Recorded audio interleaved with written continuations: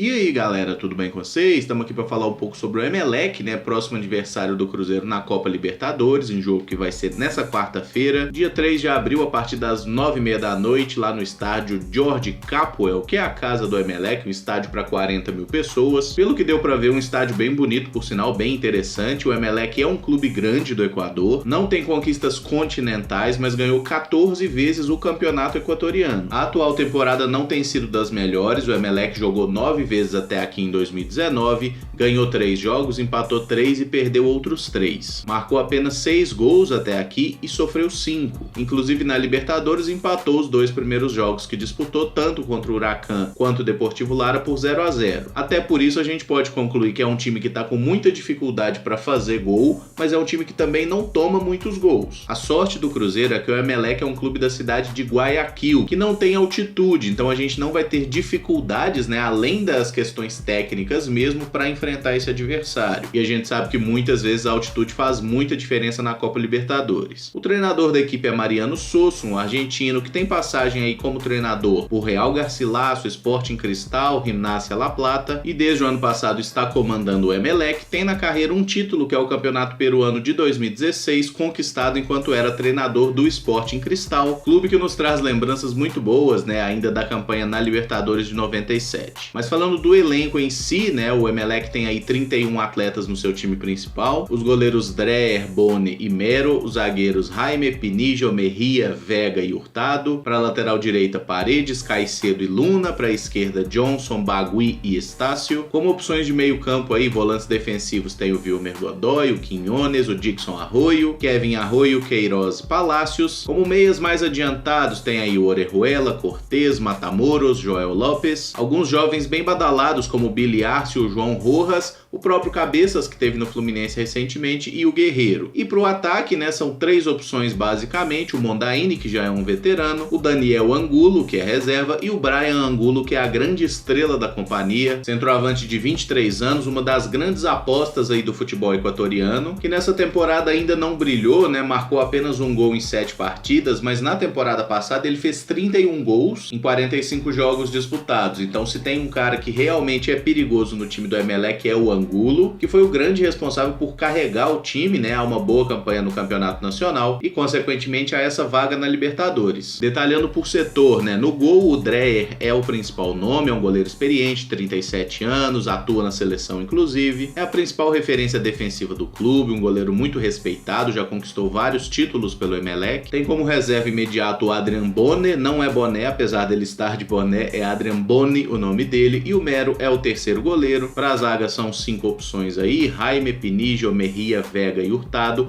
a destacar o Vega e o Jaime, que costumam ser os titulares, embora os outros também já tiveram aí prestígio em determinado momento, todos já foram titulares em algum momento, ou nessa temporada ou na temporada anterior. Valendo ressaltar que o Jaime também pode jogar como lateral direito, o Vega pode jogar como lateral esquerdo e o Hurtado também atua como volante. Para lateral direito, o Paredes é um jogador bem famoso aí, um cara que já jogou Copa do Mundo, já atuou no futebol inglês. Romário Caicedo é outro jogador muito importante da equipe, que por vezes atua como lateral direita, por vezes como um meio campista por aqui, certamente vai ser titular contra o Cruzeiro. O Luna já é um jogador muito pouco utilizado, pelo menos nessas últimas temporadas. Já na esquerda, o Johnson é um lateral que se destaca, muito forte fisicamente. O Bagui é um veterano, né, um jogador que tem jogado menos nas últimas temporadas, até pela idade, já disputou Copa do Mundo também, mas hoje é apenas um reserva. E o Estácio é outro jogador que também praticamente não tem sido nem relacionado. Os volantes titulares normalmente são Dixon Arroyo e Wilmer Godoy, jogadores que têm muito poder de marcação e também uma chegada interessante ao ataque. O Quiñones e o Queiroz também são bastante utilizados, volantes que costumam entrar nessa rotação, né, são os reservas imediatos. Já o Kevin Arroyo e o Palácios, jogadores que raramente jogam, muitas vezes não ficam nem no banco. E aqui no meio campo o Emelec, como varia muito o esquema tático, não dá para falar exatamente como eles vão jogar, mas nos principais jogos eles costumam adotar um esquema de um 4-2-3-1 e até por isso dá pra gente dividir um pouco a função dos meias aqui. O Cabeças e o Guerreiro são meia atacantes, são pontas praticamente, assim como Billy Arce e João Rojas que eu botei por aqui, mas esses são jogadores que podem atuar pelos dois lados. No caso do Rojas, principalmente, ele pode atuar centralizado pelas duas pontas, o mesmo acontecendo com o Billy Arce. O Cabeças já é mais um ponta esquerda mesmo, e o Guerreiro joga eventualmente até como atacante principal, mas no caso não é necessário porque o Emelec tem bons centroavantes aqui. O Orejuela pode jogar um pouquinho mais recuado como volante, mas pelo que eu vi não tem nenhum parentesco com o nosso Orejuela, e também não é aquele Orejuela que jogou no Fluminense, tá? Aquele volantão e tudo mais. Esse é outro Orejuela. O Cortez é um bom meia, um jogador que apareceu bem no Independiente del Valle, passou pelo futebol mexicano sem sucesso e voltou recentemente, é uma das principais apostas do Emelec. O Matamoros já é um meia em fim de carreira, um jogador mais experiente, tem entrado pouco nessa temporada e normalmente apenas durante os jogos, mas é um jogador que tem boa criatividade. O Joel Lopes é um meia que pode jogar pelo lado, mas pode também fazer esse papel de armador central. E para a função mais aguda aqui, o Angulo é o titular absoluto, o Daniel Angulo, né, que é outro centroavante, esse mais veterano, já é um jogador de muita força, embora não seja assim tão técnico. O Mondaini já é um jogador que não tem marcado muitos gols nas últimas temporadas, argentino já de 34 anos, que está desde 2012 no clube e é um cara que tem um refinamento técnico, atua bem na preparação de jogadas, por mais que não balance as redes desde 2017. Então, se fosse para dar uma limpada aqui, pelo menos em jogadores que não atuaram na temporada ou que fizeram no máximo um jogo, a gente já poderia tirar aqui o Estácio, tirar o Luna, o próprio Palácios, os dois goleiros também. O Mero é terceiro goleiro, o Boni até jogou 2 partidas, mas certamente é reserva. O Kevin Arroyo é outro jogador que também é muito pouco utilizado, o próprio Joel Lopes só jogou 2 partidas até aqui. O mesmo acontecendo aqui com o zagueiro Hurtado, com o próprio Orejuela. O Mondaini, como eu disse, é um jogador que tem apenas entrado no decorrer das partidas, né? Normalmente, inclusive, ele é o cara que entra no finalzinho para dar uma segurada na bola, para ver se consegue preparar alguma jogada num momento de desespero. O mesmo a gente pode dizer aqui do Matamoros, que é outro jogador que ainda não iniciou nenhuma partida na temporada, e o próprio Bagui é um jogador que ainda não atuou em 2019. Então, basicamente, aqui a gente tem o elenco do Emelec entre aqueles jogadores que são mais utilizados. A partir daí, uma provável formação aí do time titular, né?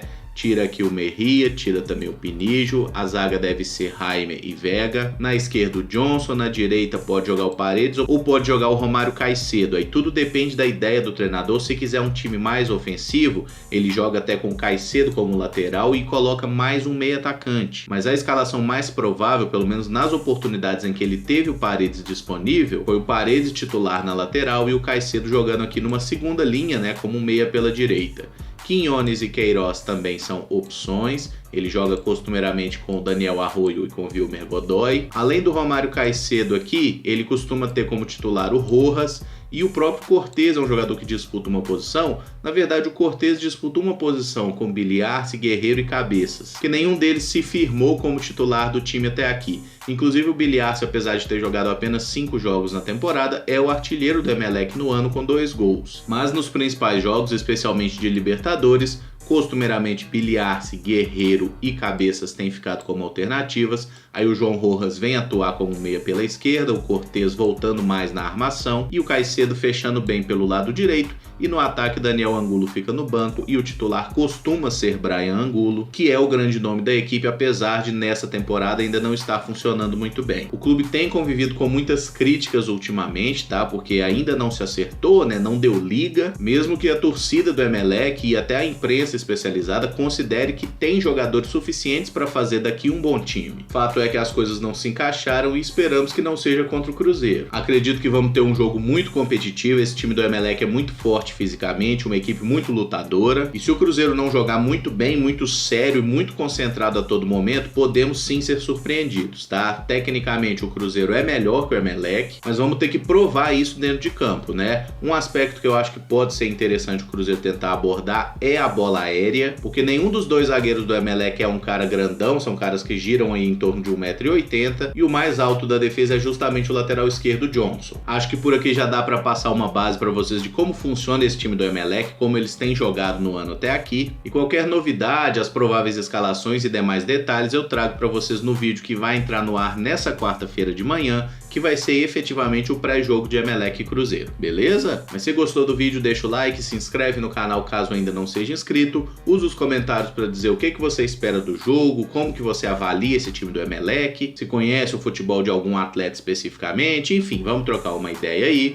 Muito obrigado por acompanhar, um abraço e até o próximo vídeo. Valeu!